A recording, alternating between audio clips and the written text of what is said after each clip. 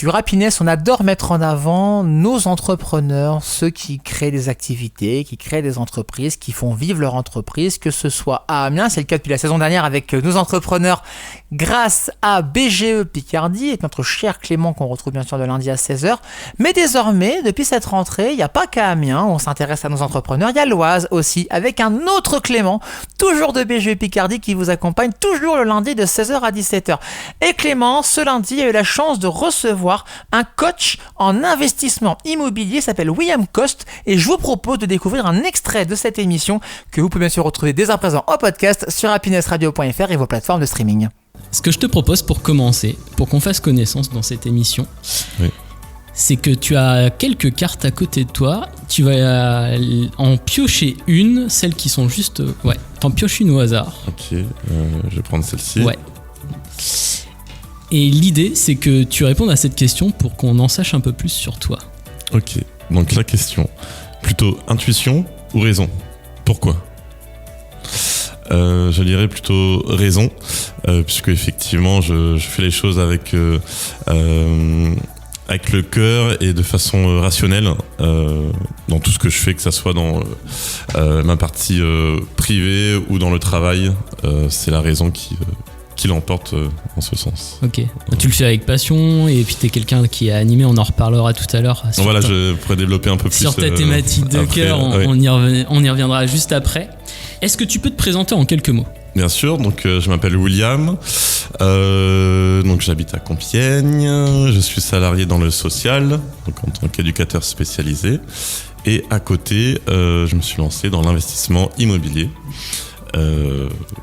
Voilà, donc c'est quelque chose qui me prend un peu de temps, mais j'arrive à allier justement mon côté salarié et le côté investissement que je fais à côté. Tu nous donneras quelques conseils après pour trouver l'équilibre, parce que le côté multicasquette, ça doit pas être simple au quotidien. Non, pas du tout, c'est pas simple, donc j'essaye petit à petit de prendre mes marques pour gérer un petit peu toutes les casquettes que j'ai. Ok, on reviendra juste après dans la deuxième partie de l'émission sur ton parcours et comment tu es arrivé à ça.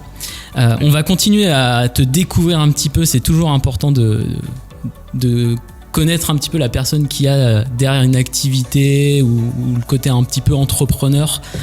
Là, tu as un autre paquet de cartes. Ce que je te propose, je t'explique avant et après tu regarderas, c'est qu'en fait ce sont des personnalités connues de toutes sortes. Tu as des sportifs, des écrivains, je vais pas faire toute la liste. C'est que tu en choisisses une instinctivement qui t'inspire par rapport à soit à ta vie perso, soit par rapport à ton parcours professionnel. Voilà, quelqu'un qui véritablement est en lien avec aussi tes valeurs, tes aspirations et peut-être un petit truc vraiment très perso que tu pourras nous partager. On verra bien. Suspense, okay. C'est le moment qui nous le dira. Ok, donc là je vais choisir. Il y a pas mal de cartes. Ouais. Alors pour ceux comme vous ne le voyez pas, donc il y a Teddy Riner, il y a Victor Hugo, Nelson Simone Mandela, Veil, Pablo Picasso, Sarah Wahamoun, Coluche, Catherine Deneuve, Sacha Guitry. Là c'était pour moi que je l'ai placé, c'est un petit clin d'œil personnel. Gandhi, alors...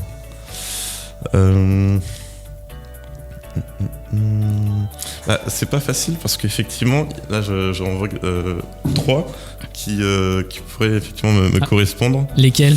Donc le Teddy Riner, le Mandela et le Coluche. Ok. Tu sais, la règle c'est qu'il n'y a pas de règle, donc si t'as envie de contourner les trucs et comme t'es multicasquette, tu peux nous parler des 3 et nous dire pourquoi ils t'inspirent. Oui, donc je vais commencer par Teddy Riner. Donc je dirais Teddy Riner donc pour le côté combatif.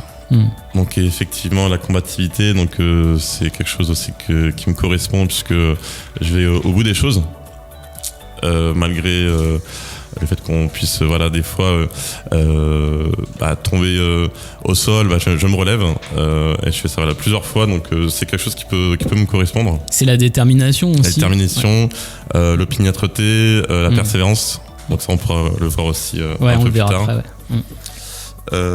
ensuite Mandela pour sa vision des choses et pour pareil, la détermination et avoir une vision et être focus dans son discours, dans ses pensées.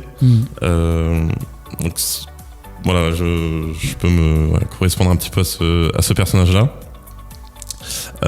Et le dernier. Et le dernier, donc Coluche. Parce que faut aussi se prendre pas forcément toujours au sérieux. Donc effectivement, que ce soit dans des fois des rendez-vous importants, il faut apporter un petit côté différent. Ouais. Même si c'est sérieux, mais côté différent pour que la personne en face puisse se souvenir aussi de toi. Donc je trouve que Coluche, c'est quelque chose qui correspond bien à ça, puisque effectivement dans son combat il dénotait un petit peu, et donc moi je me retrouve en lui, puisque effectivement je fais des choses des fois qui sont pas toujours dans la mouvance de ce qu'on peut voir. Donc effectivement c'est quelque chose qui peut me correspondre. Mais après, il y avait aussi tellement d'autres personnages, mais déjà les trois là.